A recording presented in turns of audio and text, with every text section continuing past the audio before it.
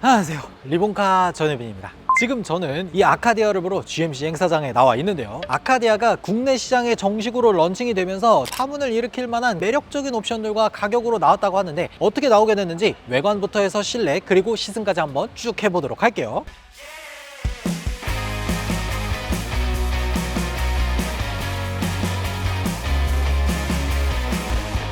일단 외관부터 먼저 보면은 기본적으로 앞모습에서 봤을 때 디날리 트림만이 가지고 있는 여러 가지 요소들을 그대로 가지고 있습니다. 요 그릴이라든지 앞쪽에 있는 이 GMC 레터링이라든지 이런 것들도 상당히 매력적인데, 우리나라에는 이 GMC 브랜드가 프리미엄 전력을 세웠다라고 말하더라고요. 그러다 보니까 낮은 급에 있는 트림들이 분명히 있음에도 불구하고 상위급 트림 중에서도 굉장히 비싼 가격에 있는 디날리 트림만 들어오도록 설정이 돼 있어요. 디날리 트림으로 설정되어 있는 이 아카디아가 미국에서 가격이 65,000달러 정도가 되는데, 우리나라 돈으로 환산했을 때 한 9,400만 원 정도가 되거든요. 근데 이 차량이 국내에서 판매가 되는 가격은 8,990만 원입니다. 미국보다 400만 원 정도가 저렴하게 출시가 된 거예요. 8,990만 원 정도가 되는 준대형 SUV다 보니까 경쟁 차량 대비해서도 상당히 매력적인 부분들이 많습니다. 그런 것들을 한번 보도록 할게요. 이 앞모습에서만큼은 개인적으로 굉장히 호감인 부분이 많습니다. LED 헤드램프라든지 DRL이라든지 그릴이라든지 대부분의 요소들이 큼직큼직하게 구성이 돼 있다 보니까 미국에서 보여주는 이 머슬머슬한 그런 느낌의 자동차라는 게 딱 느껴지더라고요. 특히나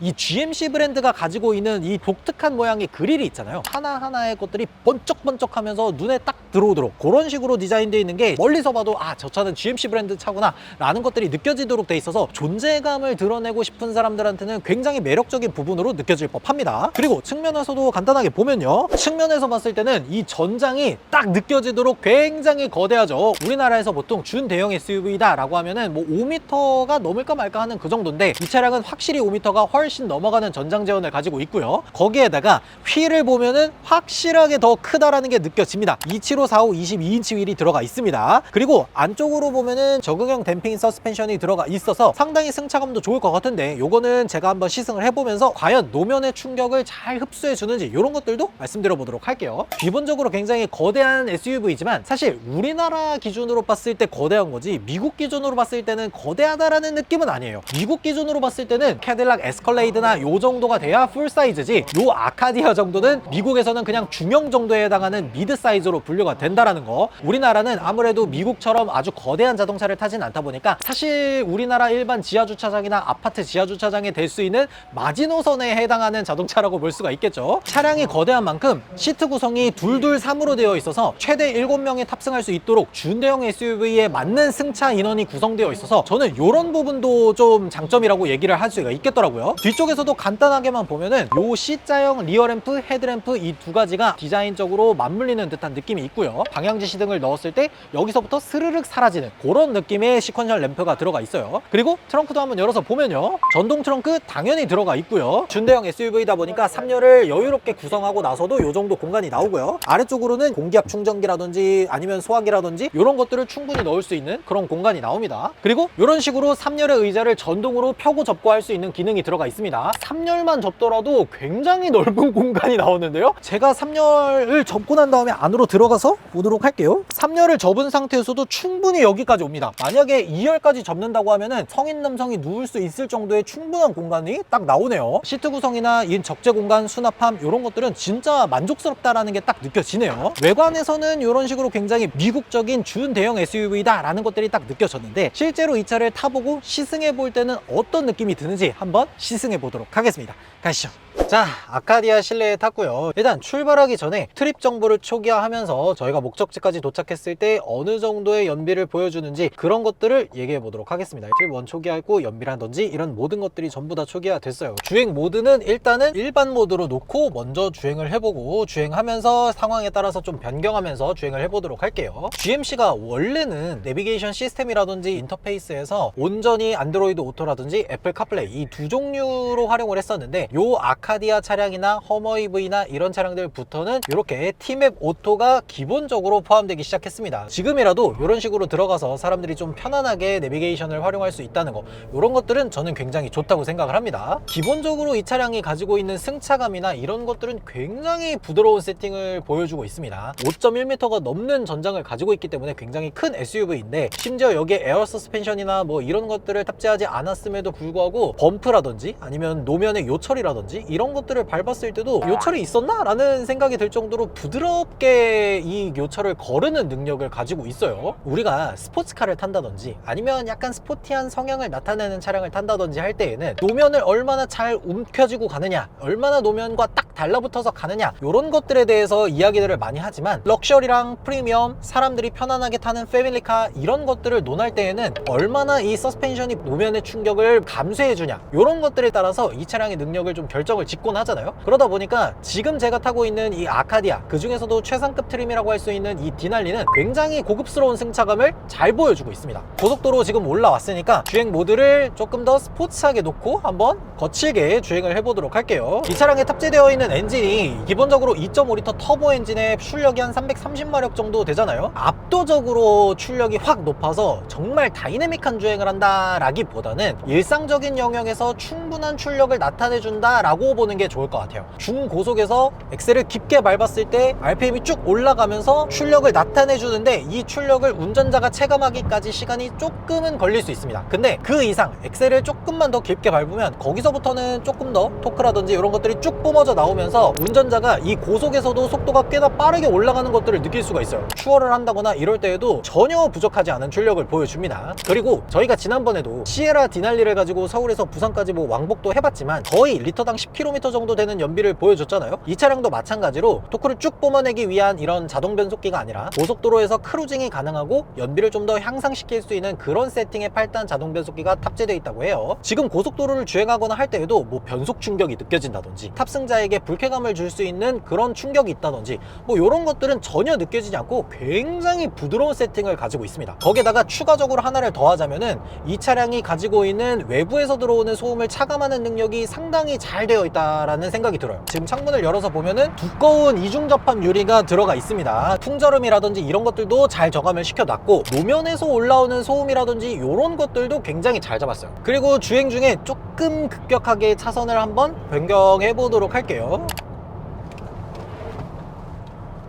근데 생각보다 이 롤이라든지 이런 것들을 억제하는 능력은 되게 괜찮은데요? 보통 이런 무게도 좀 높고 뭐 이런 차량들이 급격하게 선회를 하거나 타각을 딱 줬을 때 약간은 불안하거나 미끄러질까 말까 하는 상황들이 나타나는 차들이 좀 있어요. 근데 이 차량 같은 경우에는 노면의 접지력을 잃어버린다거나 그런 느낌이 전혀 없고, 너가 조금 더 과격하게 타각을 줘도 난 충분히 버틸 수 있을 것 같은데 그런 느낌을 딱 들게 해줍니다. 이 퍼포먼스 서스펜션이 들어갔다고 한 게 바로 이런 데서 효과를 좀 발휘하는 것 같습니다. 그리고 진짜 신기한 거는 이 아카디아 디날리에 탑재되어 있는 이 2.5L 4기통 터보 파워트레인이 저공해 3종 인증을 받았다는 거예요. 지자체별로 좀 다르기는 하지만 저공해 3종 인증을 받게 되면 공영주차장 30에서 50% 사이 요 정도의 할인 혜택을 받을 수가 있거든요. 2.5L 터보 파워트레인이 이런 저공해 자동차 혜택을 받는다는 게 진짜 신기하긴 하네요. 그리고 고속도로에서 조금 과격하게 몰았을 때 연비가 대략 한 8.3km/L가 나옵니다. 급격한 과속이라든지 감속을 반복하다 보니까 요 정도 연비가 나온 거지, 100km 고정 크루징을 한다든지 요렇게 하면은 요것보다 훨씬 더 연비가 잘 나올 것 같아요.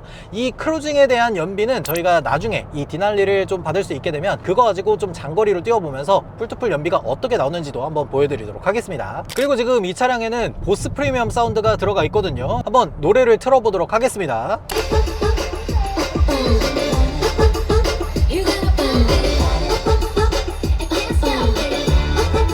GM에서 나오는 여러 가지 브랜드들이 있잖아요. 그 브랜드가 하나같이 다 좋은 스피커 세팅을 가지고 있다는 게 좀 놀라운 것 같아요. GMC에서 시에라 가지고 탈 때 그것도 성능이 굉장히 좋았단 말이에요. 이 아카디아 같은 경우에도 굉장한 성능을 딱 보여줍니다. 제가 좀 좋다고 생각하는 부분이 뭐냐면, 보통은 어느 한 부분이 좀 비어있는 느낌을 받는다거나 외장 앰프의 성능이 좀 딸려가지고 베이스 능력이 좀 떨어진다거나 이런 느낌이 들 법도 한데, 지금 이 차량 같은 경우에는 이 베이스 음이라든지 고음이라든지 여러 가지 영역에서 풍부한 선명한 음질을 내주기 때문에 음악을 들을 때도 굉장히 좋은 음질을 들을 수 있게 해주네요. 전반적으로 봤을 때 우리가 보통 생각하는 그 에버리지가 있잖아요. 그 평균대가 있는데 모든 영역에 걸쳐서 이 평균을 약간 상향하고 있는 능력치들을 가지고 있는 SUV라는 생각이 계속해서 드네요. 그러니까 미국에서 보통 돈이 많은 사람들이 타는 자동차잖아요. 보통은 뭐 포드라든지 쉐보레라든지 이런 차량들의 준대형 SUV를 선택하고, 그것보다 돈이 조금 더 많은 사람들은 뭐 GMC라든지 이런 브랜드를 선택하는데, 그 중에서도 디날리라는 최고급 트림을 선택한 그 이유를 분명히 보여주는 것 같아요. 그리고 확실히 이 차량이 가격이 어느 정도 있는 만큼 옵션도 정말 많이 들어가 있습니다. 시트만 하더라도 뭐 통풍 시트, 열선 시트 뭐 이런 거는 기본이고, 시트 아래쪽을 만져보면은 허리 부분이 이렇게 쭉 나왔다가 들어가는 지압 같은 느낌의 마사지 시트도 포함되어 있어요. 어떠한 옵션들을 가지고 있어야 럭셔리라고 불리는가, 이런 것들에 대해서 정말 잘 알고 있다는 생각이 듭니다. 옵션에 대해서는 말할 것들이 조금 더 있죠. 앞쪽에 헤드업 디스플레이도 들어가 있습니다. 내비게이션이 T맵으로 연결되어 있다 보니까 어디 방향으로 빠져야 되는지, 그리고 간단한 다음 목적지, 이런 것들이 헤드업 디스플레이 나오도록 그런 식으로 세팅이 되어 있어요. 순정 내비게이션이 들어가냐 안 들어가냐가 사실 이런 옵션들이 어떻게 구성되느냐, 어떻게 표현되느냐, 이런 것들에서도 차이점이 좀 있다라고 생각을 해요. 여기에 추가적으로 더해서 이제부터는 GM에서 나오는 대부분의 브랜드에서는 이런 식으로 슈퍼크루즈를 넣기 시작했잖아요. 최초로는 캐딜락 에스컬레이드 IQ, 거기에도 들어갔고, 그 다음으로는 GMC 브랜드의 이 아카디아나 허머 EV, 이런 차량들이 탑재가 되기 시작했습니다. 왼쪽 아래에 이 핸들 버튼을 누르면 지금은 안 켜져요. 그러니까 하드웨어적으로는 탑재가 돼 있는데 소프트웨어적으로는 활성화가 되지 않게 돼 있는 거예요. 그러다 보니까 지금 현재로서는 정차, 재출발, 앞차와 차간거리 유지 의식하지 않는데 차선을 벗어난다라고 하면은 다시 차선 안쪽으로 밀어 넣어주는 요 정도 기능만 들어가 있고, 나중에 추후 소프트웨어적으로 이 슈퍼크루즈 기능을 활성화시켜주게 되면은 고속도로에서 내가 딱 앞만 보고 있으면 자동차가 차선 중앙 유지 보조도 하고, 차선도 알아서 변경하고, IC를 빠져나가거나 들어오거나 하는 그런 기능까지 모두 다 작동이 되는 겁니다. 이게 내비게이션이라든지 이런 것들이 들어가 있기 때문에 이런 소프트웨어적인 능력도 훨씬 더 극대화되는 그런 거라고 볼 수가 있어요. 네, 이렇게 한 32km 정도를 주행을 쭉 해봤는데요. 연비가 대략 얼마 정도 나왔는지 한번 보도록 하겠습니다. 지금 여기 보면 32.2km를 주행하고 나서 연비가 8.9km/L가 나왔어요. 지금 이 차량이 준대형에 해당하는 SUV에다가 공차 중량도 상당히 무겁고, 지금 이 실내에 성인 남성만 3명이 타 있는데, 심지어 제가 그냥 달리는 게 아니라